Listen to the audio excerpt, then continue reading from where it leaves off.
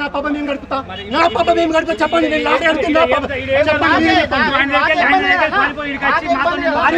వినండి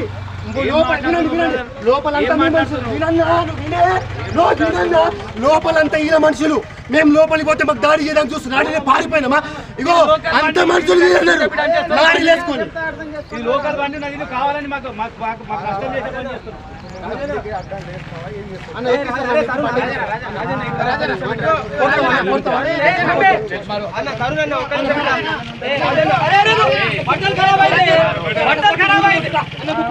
బట్టలు ఖరాబ్ అయితే కొట్టడానికి రాలేడు.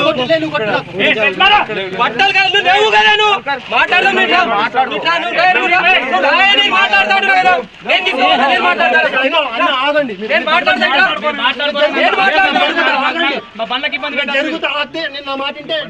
వినండి చెప్పండి. ఇగో ఇప్పుడు మీ బండి నంబర్ నీ బండి 4 బండ్లు ఉన్నాయి, 3 బండ్లు ఉన్నాయి. నీ ముంగడ బండ్లకైతే పర్మిషన్ ఉందా? లేదు కదా. వీడియో తీసుకుంటా పోయినా నేను 3 రోజులు చేయాలి కూడా. వాళ్ళు ముగ్గురు డ్రైవర్ సాబ్ కూడా చెప్పారు. నయా సాబ్ హమ్ జీరో గాడి హమారా, హమ్ జీరో గాడి. నా ముగ్గురు కూడా చెప్పారు. ఆ బండి తీసుకోపోయి పక్కన పెట్టుకో. నాదిను ఆ డీడీ బండి, ఆ జీరో బండి ఉన్నదా తీసుకోపో. నీకేమైనా పరేషాన్ ఉంది అనుకో, నేను బయటకు పిలుస్తా. ఏమన్నా ఉంటే వచ్చి మాట్లాడు.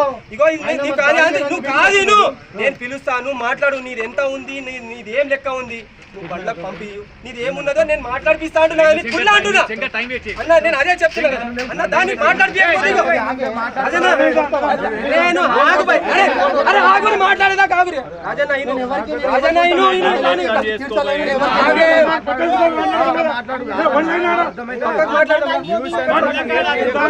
రాజన్న పక్కన మాట్లాడు రాయ రాజన్న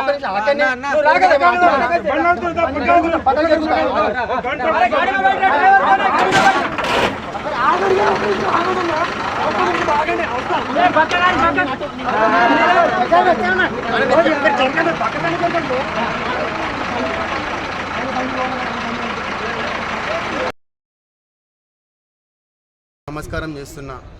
ఈరోజు నేను ఒక contested candidate, parliament contested candidate. నా జుక్కల్ కాన్స్టిట్యున్సీ నాది. నా కాన్స్టిట్యున్సీలో షబ్బీర్ అలీ అనుచరులు అక్రమంగా ఉసుకెగొడుతున్నారు. అక్రమంగా వేలాది బండ్లు నడిపిస్తున్నారు.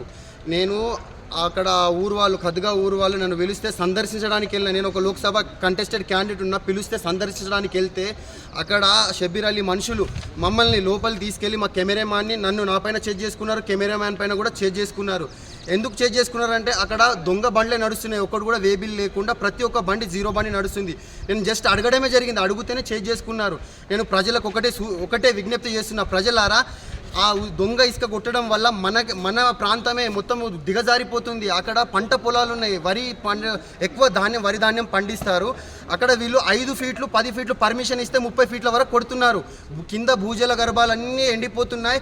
మనకే ఫ్యూచర్లో అన్నం తినడానికి బియ్యం కూడా ఉండని పరిస్థితిలో ఉంటుంది. అక్కడ మన వరి ధాన్యం ఎక్కువ పండించే ఏరియా అది. నేను ఒకటే కలెక్టర్ గారికి విజ్ఞప్తి చేసుకుంటున్నా, మీరు ఎంత తొందరగా అయితే అంత తొందరగా క్వారీని సందర్శించండి. ఇంత అక్రమంగా అంటే 1 2 కాదు, వందలాది బండ్లు అక్కడ ఓవర్లోడ్ తీసుకెళ్ళి రోడ్ల పరిస్థితి కూడా ధ్వంసం అయిపోయింది.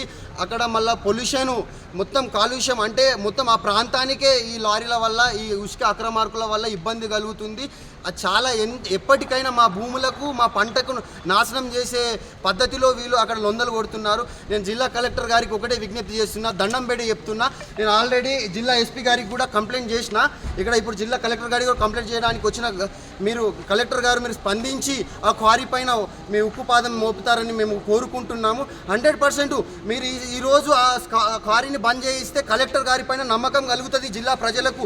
అవును, కలెక్టర్ గారు కరెక్ట్గా విధులు నిర్వహిస్తున్నారు, ప్రజలు కూడా మిమ్మల్ని నమ్ముతారు. ఏ కంప్లైంట్ ఉన్నా తన్నుమని ఉరికొస్తారు. కలెక్టర్ గారు మీకు దండం పెట్టి చెప్తున్నా, ఒక కంటెస్టెంట్ క్యాండిడేట్ నేనే అక్కడ సందర్శించడానికి వెళ్తే నా పరిస్థితి అంత ఘోరంగా వాళ్ళు గల్లబట్టి పైకి వచ్చిందంటే, ఒక సామాన్య వ్యక్తి, ఒక మీడియా మ్యాన్ కానీ, ఒక రిపోర్టర్ కానీ అక్కడికి వెళ్తే కొట్టే పరిస్థితి ఉంది. కొట్టిన కూడా చాలామంది మీడియా వాళ్ళకు. నేను ఒకటే మీకు విజ్ఞప్తి చేస్తున్నా, వాళ్ళపైన తొందరగా కఠిన చర్యలు తీసుకోండి. మా ప్రాంతానికి చాలా ముప్పు, భూగర్భ భూజల గర్భ జలాలన్నీ ఎండిపోతున్నాయి. అక్కడ పంటకు చాలా చాలా ముప్పు. నేను ఆ ప్రాంత ప్రజలకు కూడా ఒకటే విజ్ఞప్తి చేస్తున్నా, మీరు ఇప్పుడు ఒక 200కు 300కు 400కు ఆశపడుతున్నారు, కానీ రేపు మనకు అన్నం దొరకని పరిస్థితి అక్కడ అవుతుంది. నేను ఒకటే కోరుకుంటున్నా, ప్లీజ్ ప్రజలారా మేల్కోండి. మన అందరి కర్తవ్యం అక్కడ బండ్లను ఆపే కర్తవ్యం మన అందరికీ ఉంది. ప్రజలందరూ కలిసి మనం అక్కడ అడ్డుకుందాం. అలాగే